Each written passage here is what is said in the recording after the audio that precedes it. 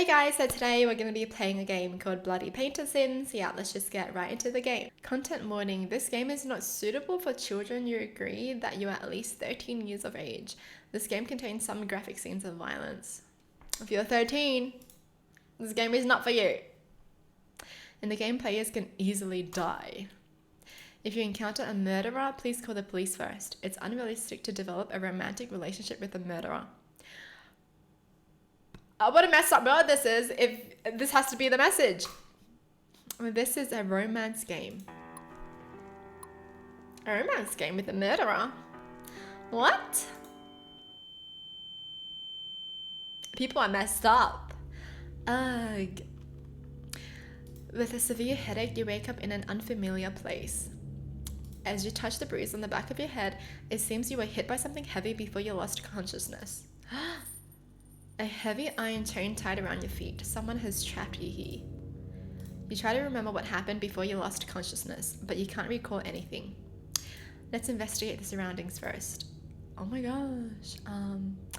Let's investigate the meal because I'm hungry.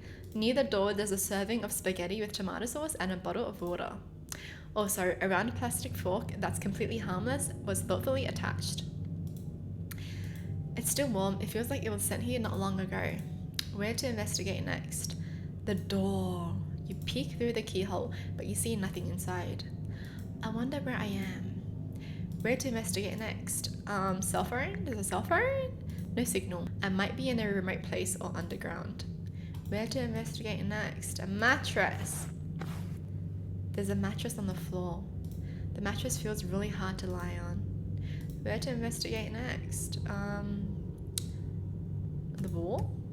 The room is surrounded by 4 walls without any windows. It's weirdly cleaned up and no ashes or sand can be seen. Looks like a prison built by a germaphobe. It looks pretty dirty to me. Where to investigate next? End the investigation. What's the next move? Let's just go to sleep because I've had enough. Like, I'm not gonna eat the food, I'm just gonna sleep. You lay on the bed. You try to sleep under this condition. Maybe it's the fatigue caused by nervousness, but you still fall asleep. That's so me. Someone's coming in. You open your eyes after hearing some noise. What the actual hell are you? A tall man wearing a mask is squatting on the ground and looking at you with his head tilted. He remains silent as if he's sizing up his prey. He points at the plate on the floor, like indicating that you should finish the meal quickly. Thinking that the strange man might have poisoned the meal, you shake your head in fear. Seeing you have no intention of eating, he looks quite distressed. You can't die. Not now. He slowly speaks with a deep and steady voice. Is full. Oh my god, full of people? What does that mean? Girl, you dumb. The freezer is full and there's no space for more. 7 days. 7 days? There won't be space until 7 days later. If you die now, you'll rot. What do you mean? So I only have 7 days left to live? He nods and walks out of the door. Wait, you can't just leave me here like this, please. Your cries can't stop the door from closing. Day 1. Let's investigate the surroundings first. Meal. A bread and a bottle of water. Door. You peek outside from the keyhole. You see the shadow of a man walking around. Seems to be busy with something. What is he doing? Mattress. Do I have to say yes? I guess we'll sleep then. Why can't I eat? Why cannot I eat? Please try to improve your survival rate with 7 days. Day 2. Let's investigate and look around. Meal. There's no more freaking food. You check the keyhole. You see something. You see that there's a vague figure at the end of the door. Yell for help. Help! After yelling for help, you finally realize what that is. That's an artwork made of the human body, not a human being.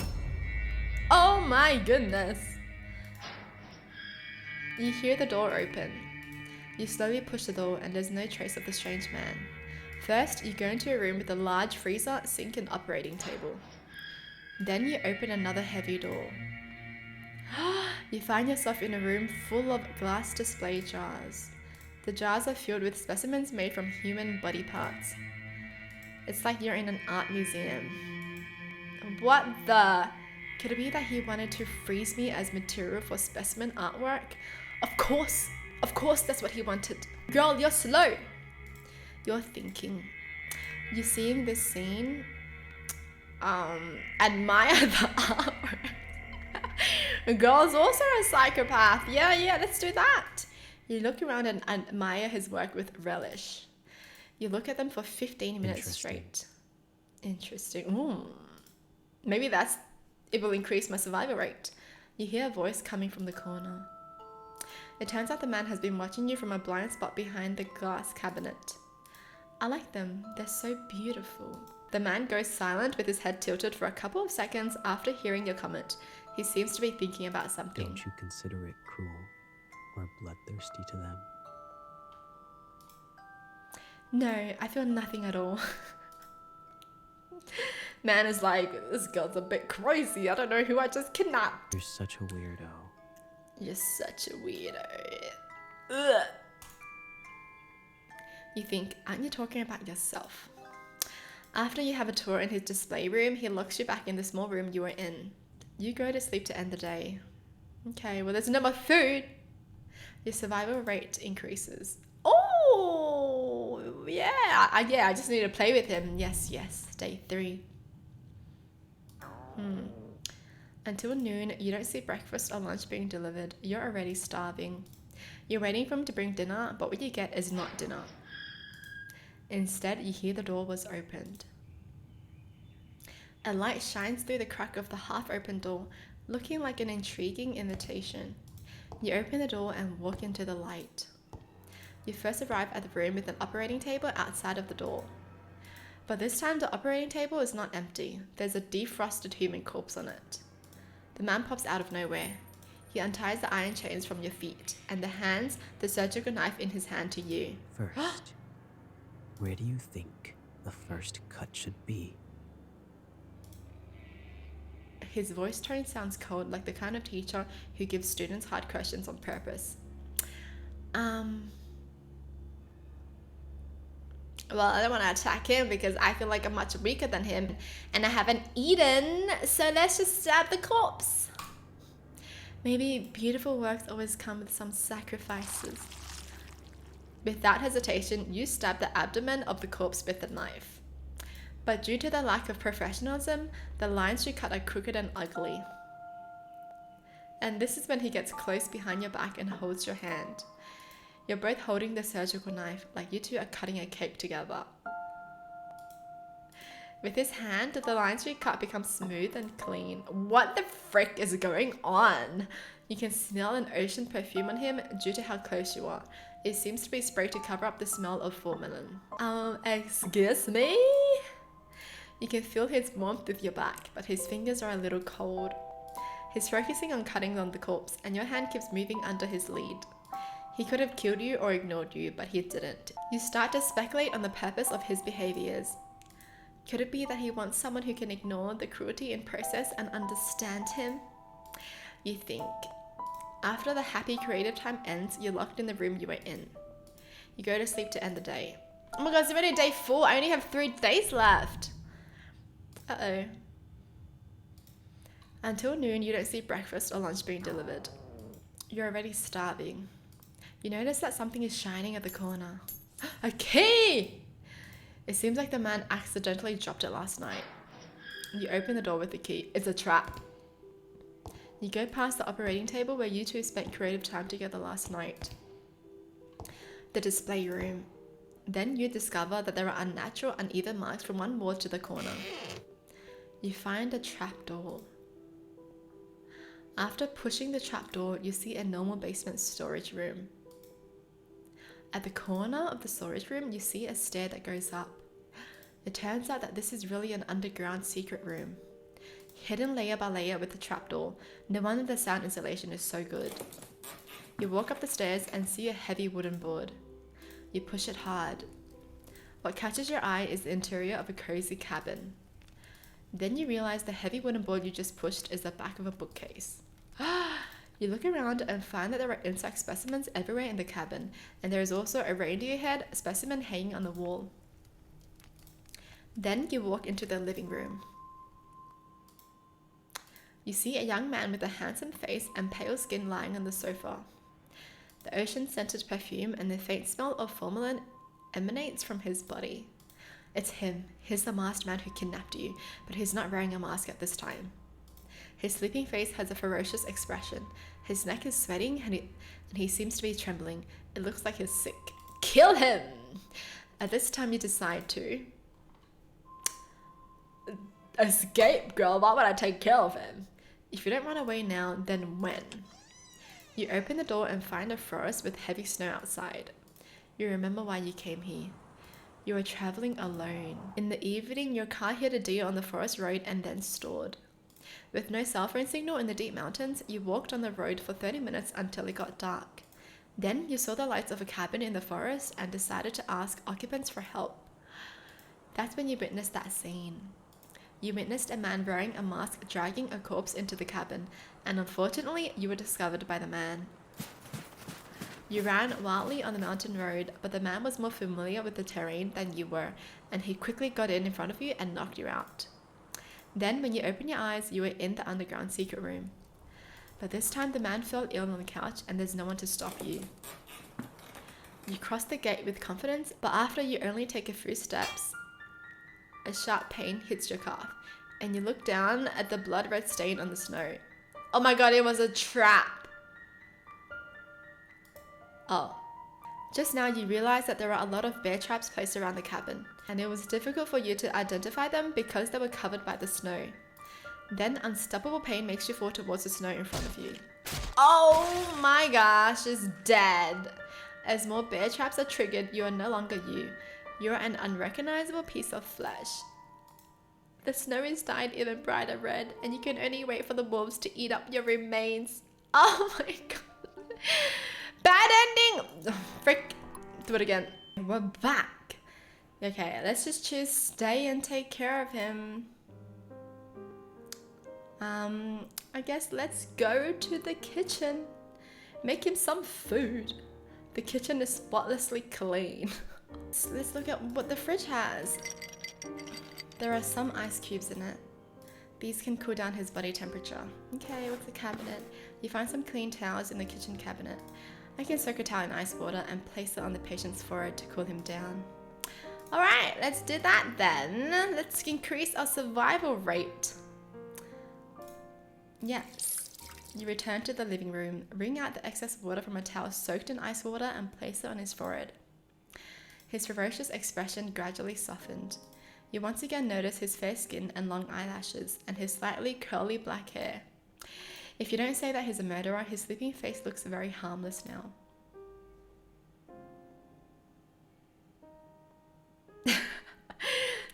Okay, girl, whoever made this game, you are sus! After a while, oh my gosh, he wakes up to the scent of your brewing cocoa and sits up on the couch. He looks a little shocked. He looks around quickly and seems to understand what's going on. Why are you doing this? I want to ask myself that You too. saw me faint and didn't choose to run away. Because I would have died. You're such a weirdo. I can't. I'm cringing. Is there anyone weirder than you in this house? You can't help but bitch about him. You seem to see the corners of his mouth rising slightly for 3 seconds, and the atmosphere between you relaxes. He's smiling, bro. Don't be falling in love. Alright. He doesn't drink the cocoa you brewed for him. It seems like he's a little wary of you. He thinks you poisoned him. Can you tell me who you are? Bloody Painter.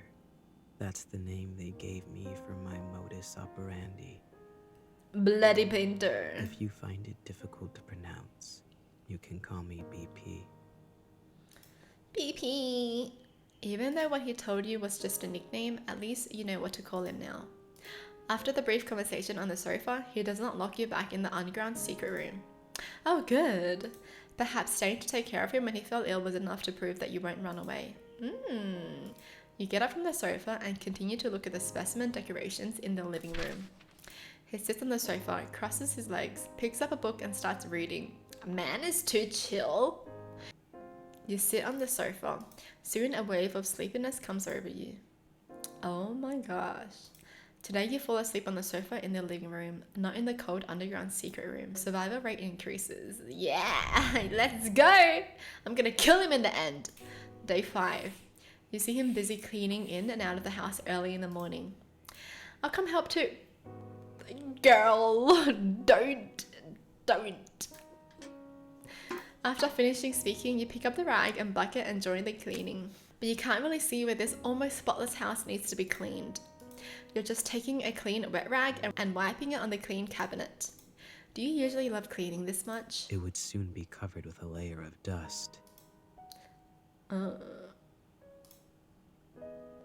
Although he doesn't talk much, his tone and voice gives you a gentle feeling and doesn't make you nervous. Girl has problems, okay? Like, has she been single for too long too? Like, what do you mean his voice is gentle? He's literally killing people. Oh my gosh. You climb up the short ladder and wipe the high cabinets with a rag. Suddenly, a cockroach crawls out from the crack in the cabinet. You are so frightened that you lose your balance and fall backwards. You close your eyes. But what you get is not the pain of falling to the ground, but a warm feeling. You open your eyes and find that he's holding you like you're a princess. He catches you with the same cold expression on his face. Are you alright? Perhaps to resolve the awkwardness, he asks, I'm alright, it was just a cockroach. Hearing that word cockroach, he puts you down. He takes 2 steps back from the cabinet you just wiped and then says calmly, Don't come near here yet. Why? It's dangerous. Why? You can't help but chuckle at the thought of a murderer being afraid of cockroaches. Fine, whatever you say. The interaction just now makes you feel a little warmth from this cold murderer. At least you see more of his reactions and expressions. This is the raw relaxation you have felt in these tense days. He could have let you fall off the ladder, but he rushed over to catch you. Somehow you feel that after these days of getting along, maybe now you both have different ideas about each other than you originally had. It was only a clear relationship between a murderer who wanted to hunt and a prey who was trying to escape. But now it has an extra layer of friendship, causing the interaction between you to have an indescribable sense of dissonance. Friendship! Don't you dare. Just when you pick up the old newspaper and prepare to wipe the windows, you find a police car parked on the road in the distance. 2 police officers get out of the car and keep looking towards the cabin. At some point, BP is ready behind you, looking out the window with you. Wait for a second. And then he walks out of the door to talk to the police officers. Is there anything I can help you with? Are you Mr. Otis? Yes, I am. Have you ever seen these people around here? The police officer takes out some photos from his pocket. Have these people committed a crime and are running away? No, these people are the missing people around this area. I haven't seen them before, but wolves and bears often appear around here. Can we check out your cabin? Yes, come in. He's letting them in? BP behaves very kindly and politely. After speaking, he leads the way for the police officers. Please, follow my footsteps. I placed some traps near the cabin to protect against wild wolves and bears. You don't want to step on them. The police officers enter the house and see you. Hello, this is... An old friend who came to visit me recently. You greet the police officers with a smile and a nod. At the same time, a police officer quickly looks through the missing person's photos in his hand. Then he puts the photo back into his pocket. It seems that your disappearance has not been discovered by anyone yet. You stand next to the bookcase blocking the entrance to the secret room. After searching around, the police finds nothing unusual and leaves. His trust in you increases. Wow. Why didn't she just try to escape then? Today you still sleep on the couch in the living room instead of in the cold basement. Half asleep, you hear the sound of someone approaching. When you notice it, the person seems to be very close to you. You pretend to be asleep, and the person just looks at your sleeping face quietly. The man stretches out his hand and takes it back just as he's about to touch your hair.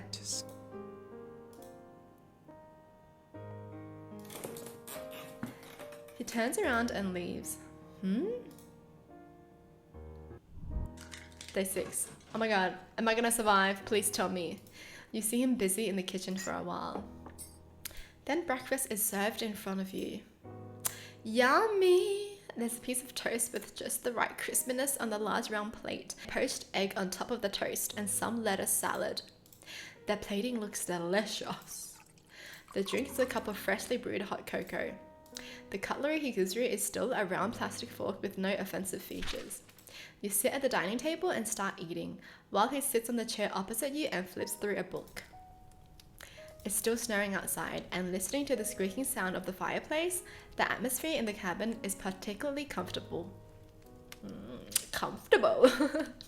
It's just forgetting that he's a murderer. What if there's a twist though? What if there's a twist that he's not murdering people because he wants to, but he's murdering the serial killers in the forest kind of thing, you know? As long as you ignore the fact that you're in the same room with the murderer who kidnapped you, everything is really relaxing. You look at him who's full of mysteries, and some questions arise in your mind.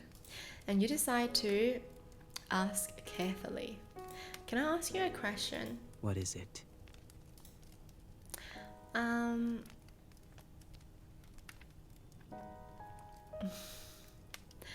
What work are you going to use me for? You ask bravely. He looks up at you for a moment. I was going to make you into some kind of doll at first. Your eyes are beautiful, but if they are left alone, they'll become rotten and sunken. So I would like to dig your eyes out and put them in a glass jar and soak them in formalin to preserve them. Glass beads will be placed in the empty eye sockets to replace the eyes. You look very pleasing to the eye, so I would also like to keep the head intact. Oh, okay, that's enough, man. That's enough. Thanks for the compliment. Thanks for the compliment. I love that you want to turn me into a doll. Thank you so much. You're welcome. I'm gonna kill you. Why did he say at first? Has his mind changed? You're curious, but you don't have the guts to ask any further. Okay, let's ask about what books do you usually read? I would read some anatomy and taxidermy books, but today is different. What are you reading today? The Truman Show. Oh, is this all a TV series? Like, is everyone watching you to see what you would do? What's the book like? The whole world that the protagonist lives in, including himself, is all just someone's creation. Everything that happens is watched by the audience, and there is no privacy at all. How sucky would that be if that was your life, man? But he is completely unaware that he is in such a large theater. Very ridiculous, right? I can't imagine this to happen in reality, or to me. But you're going around killing people. If our world was like the Truman Show, how would the audience view the current situation? Must be unforgivable. Must be excited. I don't know. Must be. I guess must be excited because people Why? are freaking crazy. They may be attracted by your charm and want to be killed by you. Incomprehensible. but what a bunch of weirdos with good taste. It's hard to tell from his poker face whether he's seriously boasting or joking. Okay, end conversation. I've had enough. Day 6, noon. It's noon time. To thank you for making breakfast for me today, let me make you lunch in return. He frowns at you with an expression like, are you out of your mind? Don't worry, you said there are traps outside the house. Only you know how to get in and out normally. Even if I resist you with the knife, I can't escape. Okay, but I'll keep an eye on you. Don't try anything stupid. Great! As for what to cook and the ingredients, well, a bad idea flashes through your head and curiosity makes you ask. Do you eat human flesh? No, why would I do that? I just use human bodies as materials for making art, and I never think about eating them. Yeah, as if that's any better. I thought you murderers all had some degree of cannibalism. Let's put it this way. Do you eat paint and painting tools? Just because I kill people to use as materials to make works doesn't mean I will eat them. Also, I'm different from those who have fun. I'm different! He's really and using the kill I'm for the sake of different. killing. Don't compare me to one of those disgusting murderers. I'm a murderer who paints with the body. I'm a murderer who creates art, okay? Don't confuse me with that kind of unprincipled guy. He's I mad. wouldn't do anything unless necessary. You are here only because you witnessed the crime scene. I see. After hearing this, you decide to cook a common dish. Yeah. You look at the ingredients in the refrigerator. There are eggs, tomatoes, white rice, and some curry powder on the shelf. Okay, I've decided. You turn on the oven and start to cook. BP watches the entire production process. Rather than worrying about you escaping, he's more worried about you blowing up the kitchen. Soon after, a normal curry omelette rice was served. Yummy! He stares at the omelette rice without saying a word. Don't worry, there's no poison. Weren't you watching the whole process? He starts to move after you finish speaking. He takes a spoonful of omelette rice and puts it in his mouth. Ha! It's poisoned! Die! What do you think? It's surprisingly quite delicious.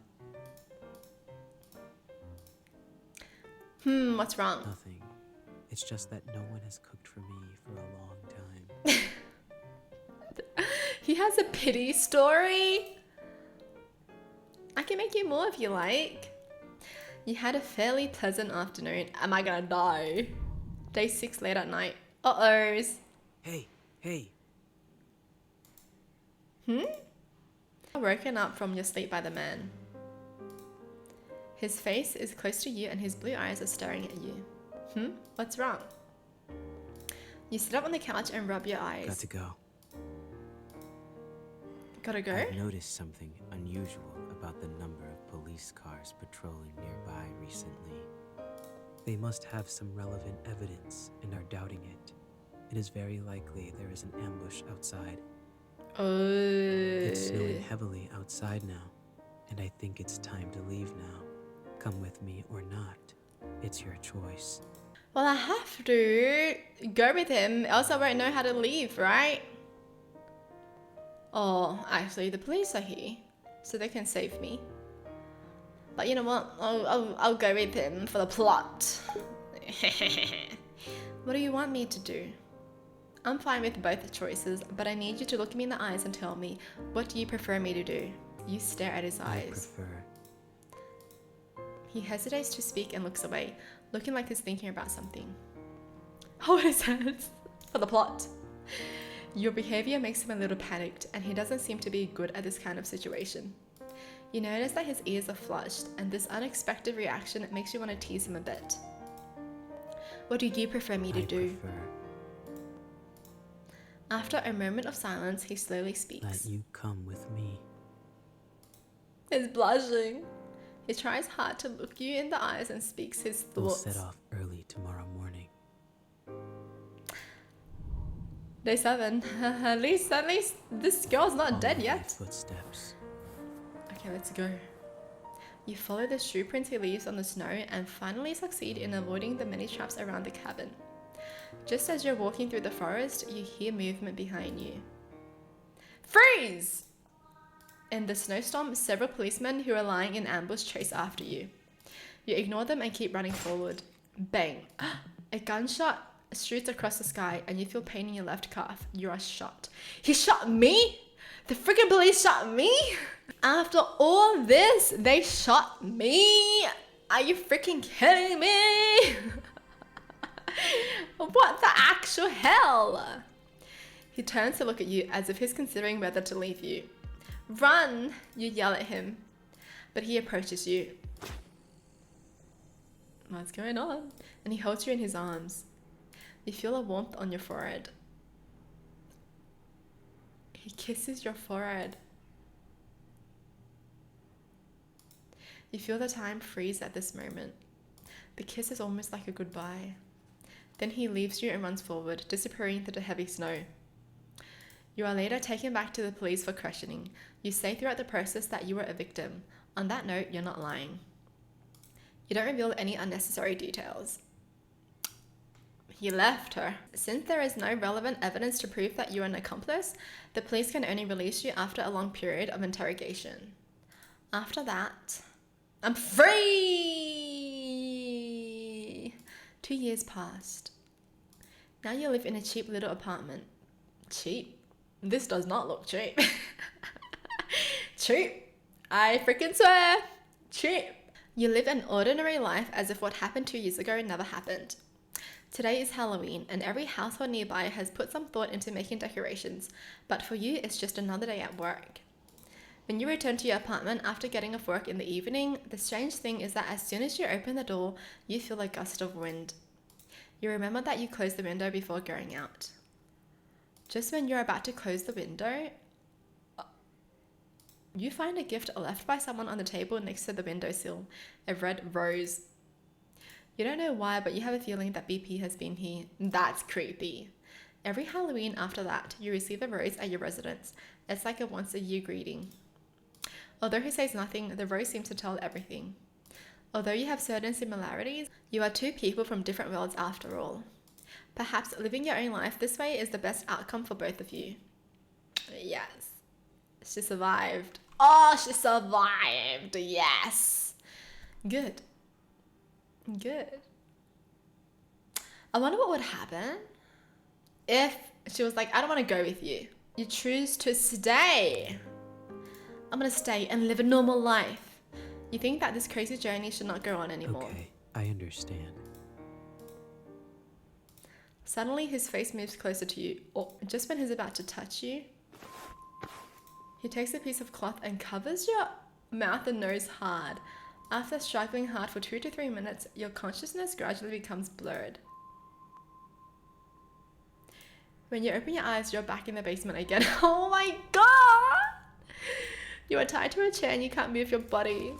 You try to break free, but you fail. The rope is tied very firmly. Oh my god. You hear someone's footsteps getting closer to the door. The door opens. He walks in slowly, holding something behind his back. Oh no. He moves closer and closer to you until he's at your ear. You can hear his breathing and your own heartbeats. You close your eyes out of fear. Oh! You can feel that he's scratching your skin softly with the back of a knife, and the cold metal stimulates your nerves. His palm is holding the back of your neck through his glove, as if he's studying your face and thinking about where to cut it. Fear boils inside you, tears filling your eyes unconsciously. Suddenly, he fiercely holds up the back of your neck, forcing you to look him in the eye. He slowly speaks with a soft tone in your ear. If you stay here, you might reveal my information to the police. Oh my The goodness. risk of keeping you alive is too high. But even if I say I want you to come with me, a normal person like you will leave me one day, eventually. I quite like you. And if it's you, I would like to turn you into a work and put you somewhere I can see you every day. That's freaking scary. It's you who made me realize that I might be more selfish than I thought. Don't worry. I'll saw your head off as material for artwork and visit you every day. No! No, my head. Thank you for spending these few days with Oh me. my I gosh, felt piss quite off. at ease. We'll have more time to spend together in the future. In the future? Where? In hell? Oh, I'm dead. The red flower flows from the neck. Day 7. She's dead. She's so dead. Now you can neither feel or think.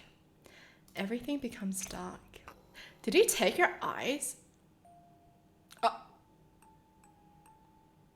Your body and skull are separated. But why is she still conscious? He finds a new place after he takes your head and leaves the cabin. He carefully makes your head into a specimen, and your eyes are replaced with glass beads. You're made into a beautiful but also creepy doll, and he visits you often. You become his favorite work. You are with him forever in the form of art. Good ending. Why is that a good ending? No. Oh my goodness. That's...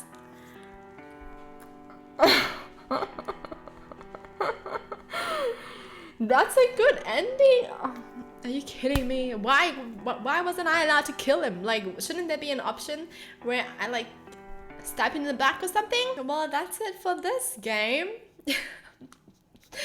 I can't believe that though in the end he made her into a freaking doll. I'm just mad. I'm just mad that I wasn't able to like, you know, I wasn't able to do anything to him. What the hell? Like, why couldn't she become the serial killer? Right? She seemed a little bit psycho herself too. She was like, oh my god, so amazing, right? It would have been good if they made an ending like that, where she killed him. And she made him into a doll. See how that feels. But yeah, it's just a little game. Taking it a bit too seriously. Well, that's it for the game. Hope you guys enjoyed. Tell me in the comments down below what your thoughts are. And as always, thanks for watching. Hope you guys liked it. And I'll see you guys next time. Bye!